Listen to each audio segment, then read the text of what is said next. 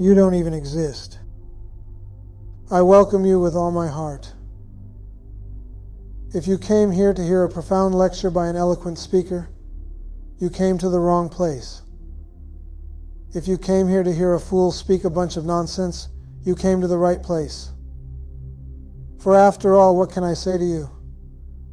What can I possibly tell you? You don't even exist. You're all an optical illusion. Nobody exists. So what should I say to people who do not exist? There's absolutely nothing to say. Yet most of you came here dressed in your finery, wanting to hear the speaker speak something intelligent for you, to speak something eloquent. But you're not going to hear that. So get used to it. I'll tell you this much. We've all been totally brainwashed since birth. Everything we believe is false. Everything. Everything we have faith in. Everything we've been told in school, in churches, everywhere. It is all false. You are false. I am false. There is no reality. If there were a reality, you'd not be able to express it, for it would be beyond human conception. If there were a truth, we would not be able to understand it, for it would be beyond the finite mind. The finite mind cannot understand anything, cannot know anything. Yet there's no finite mind, so there's no one to know anything. When you look at me, what do you see? You see whatever you've been programmed to see. You do not see reality. You see your programming. For instance, if you grew up a Christian, you may say, well, Robert is sort of Christ-like. If you were brought up an agnostic, you may say, well, I don't know what the heck Robert is at all. If you were brought up Jewish, you would say Robert is a great rabbi. If you were brought up Buddhist, you would say Robert is a bodhisattva. If you were brought up in a family of thieves, you would say Robert is a con man. You're seeing yourself. You're seeing your programming. You're seeing the way you've been made to think all of these years since you were a little boy or a little girl. It's all false. In reality, Robert is neither this nor that, neither up nor down, neither backward nor frontward, and you are the same way. In other words, we're all nothing. But what is this nothing? Is it really nothing? No thing. We see the whole world before us, and the whole world is subject to the law of change. Everything changes constantly. Constantly. What is real can never be changed. Therefore, what is real? Where is the reality? There is no reality. There's really nothing that changes. There is only that which is. What is something you can never understand. People call it by names like Brahman, absolute reality, consciousness, the self, pure, effortless, choiceless awareness. These are all names. Most of you have heard these names again and again. You've read many books. You've been to many teachers. You've seen many lectures. And yet, where are you now? Have you come any closer to self-realization? Is there really anybody who has to become self-realized? Is there such a thing as self-realization? You don't really know. You're only speaking from books you've read, from sermons you've listened to, from lectures you have heard, from tapes, teachers. You've heard certain words, certain phraseologies, certain so-called truths. Yet what good does it do you? The only effort you'll ever make is when you keep silent. When you are silent, everything is done through you. The tree outside is totally silent, yet it grows beautiful leaves all by itself. It doesn't have to talk to grow leaves. It doesn't have to become anything to grow leaves. It doesn't have to do a thing. Yet we all believe we have to do certain things to become self-realized. We believe we have to practice certain sadhanas, spiritual practices. We have to meditate year in, year out. We believe we have to get rid of some things and add some things to ourselves. But the ultimate reality is you have nothing to get rid of, for you have never become anything. It is all your hallucination. It is all an optical illusion. How can you sit there and say you're an optical illusion when you can feel yourself? You can see, you can hear, you can smell, you can touch. Think about a time when you're dreaming. In the dream, you're doing the same thing, aren't you? You have certain experiences, you go through certain situations, you meet certain people, you travel to certain countries, yet you awaken in the morning and all that's disappeared. The entire dream world is gone. This is a dream world you're in now. You are dreaming the mortal dream that you are a man, you are a woman, you are a child, you have a job, you go through certain experiences, things happen to you in your life, yet this is not true, this is a lie. In reality, you've never been born, you do not prevail, and you do not die. There's no one who ever dies, for there's no one who was ever born. How can you see yourself this way? By remaining silent, by not reading so much, by not remembering anything, by not trying to be profound and thinking you have to remember this passage from this book. You have to remember what I said. You should never remember anything I say. You should not believe a word I say. Why should you? You should understand yourself that you are the one. You are the only one. There are no others. There is only that which has always been, and that is you. When you realize you do not have to practice sadhana, or meditate, or go through spiritual practices with yoga, life becomes easy, wonderful. There's no striving for anything. There's no trying to become somebody or something. You are yourself. You have always been yourself, the self which is bright and shining, the self which is, you are that self.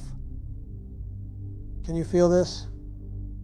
Can you feel that you're not your body or your mind or the world or words or books? Can you feel that you have no needs, no desires, no wants? Can you feel that you cannot be hurt in any way whatsoever, that you are perfect and pure, just the way you are? There's absolutely nothing you have to surrender, for you never had anything except the pure self that you are. Can you feel your emotions, the anger, the self-destructive emotions you've carried along for so many years, the animosities, the hatred? Can you realize this is not part of you, that this never existed? Can you feel this? That right now you are pure intelligence, right this moment, right now.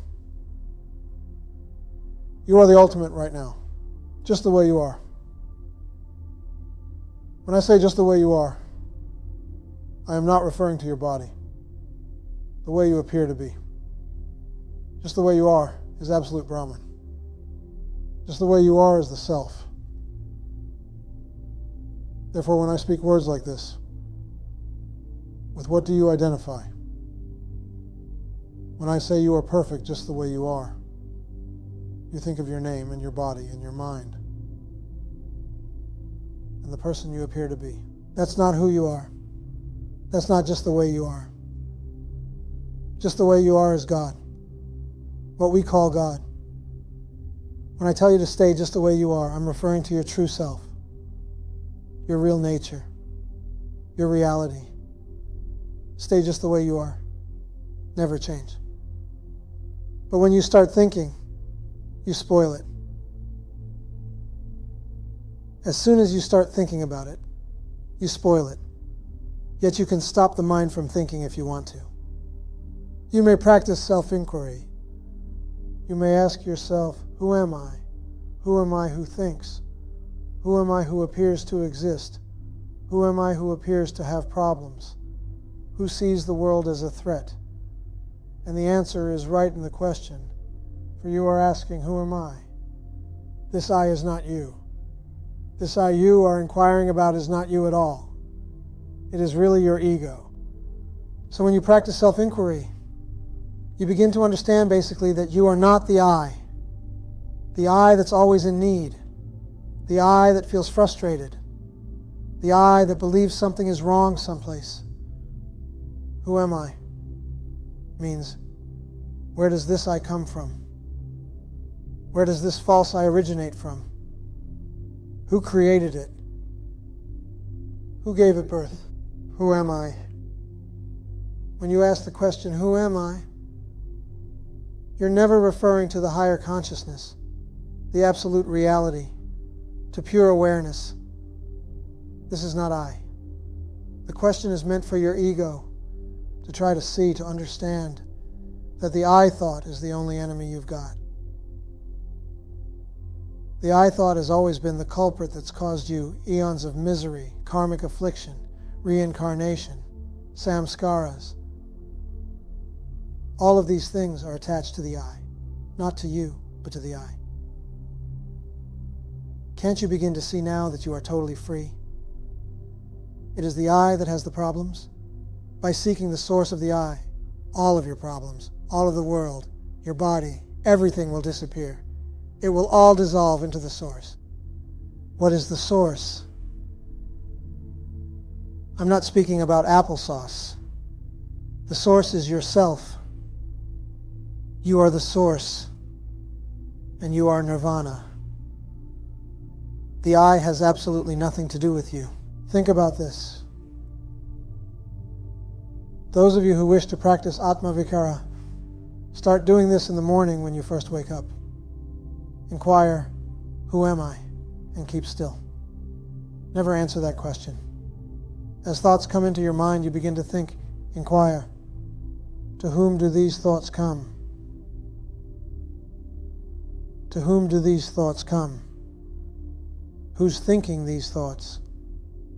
To whom do they come? Why? They come to me, of course.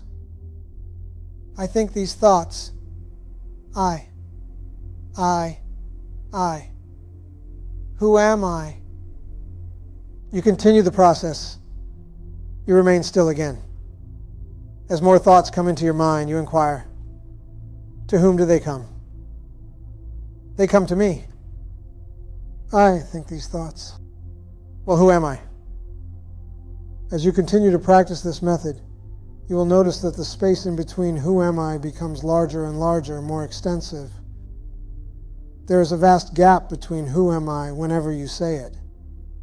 That gap is your reality.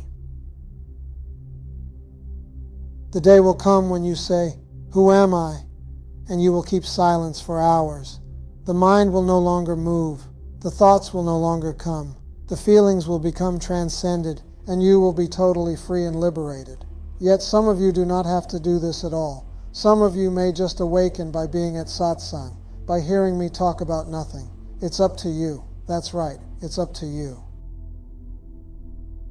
I realize some of you are saying, oh, Robert, if I could only awaken, I would do it. How could it be up to me? I want it. I want to become free and liberated. But do you? What's the most important thing in your life right now? And you'll see why you're not liberated. There's something you're attached to that you'll not let go.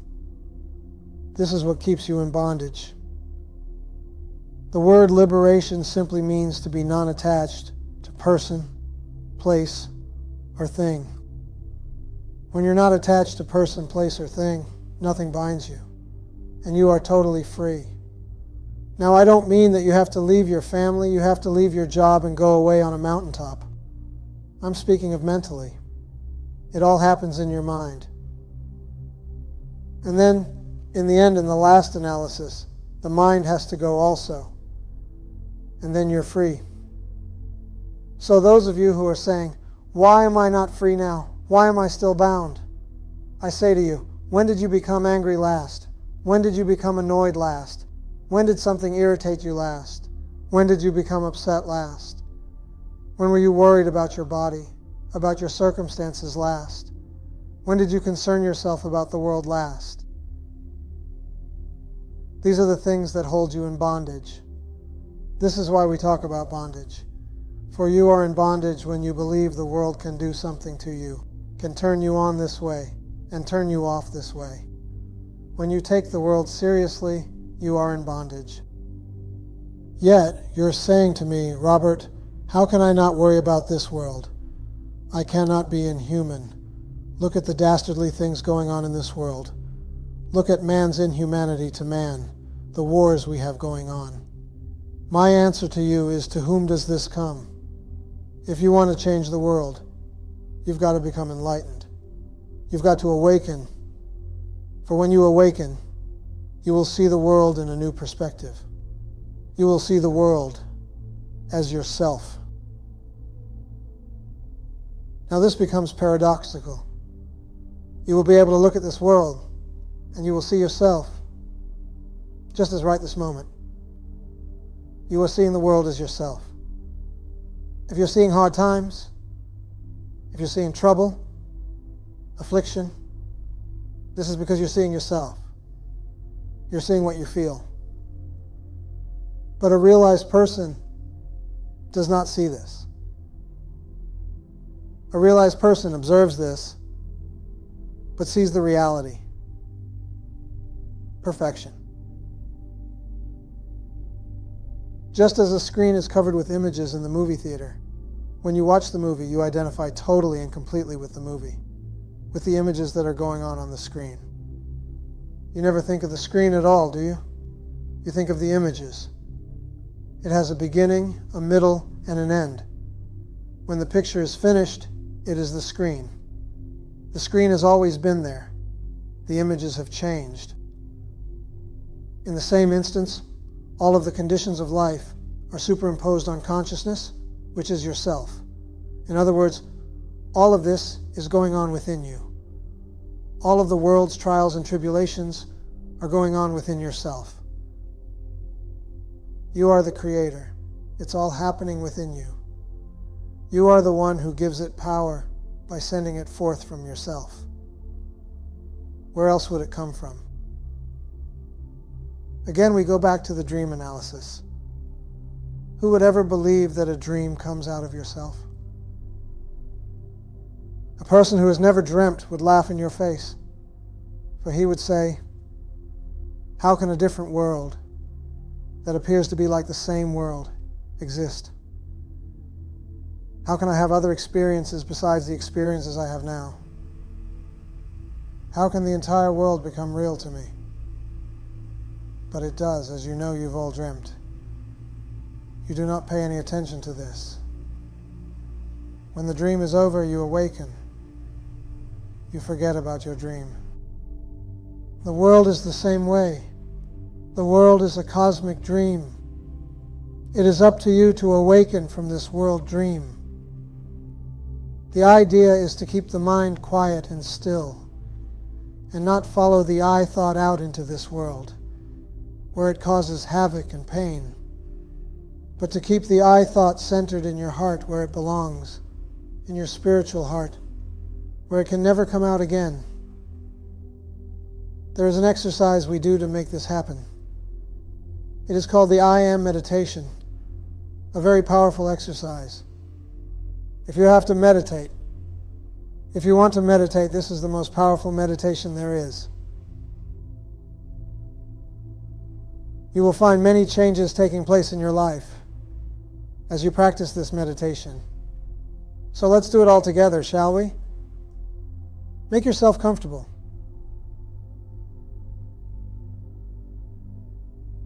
Close your eyes to remove obstructions and focus your attention on your breath.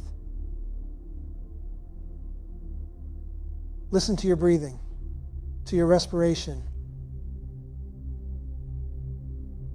Do not try to alter your breath, just listen to it. Observe it, watch it.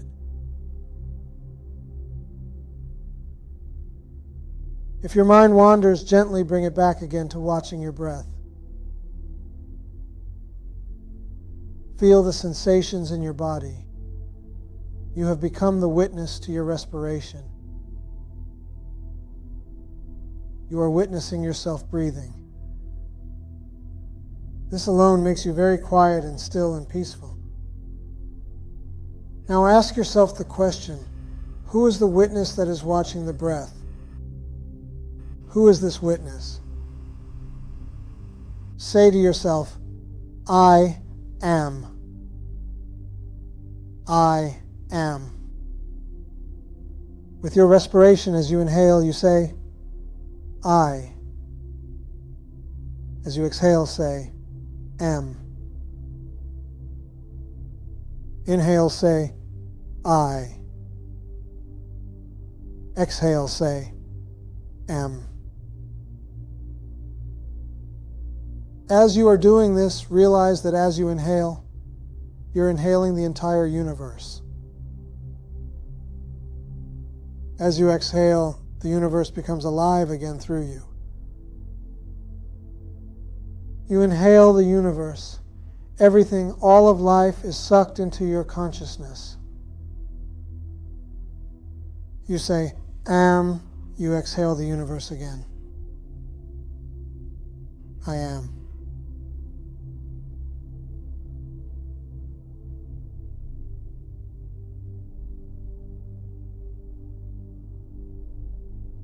Om Shanti, Shanti, Shanti, Shanti.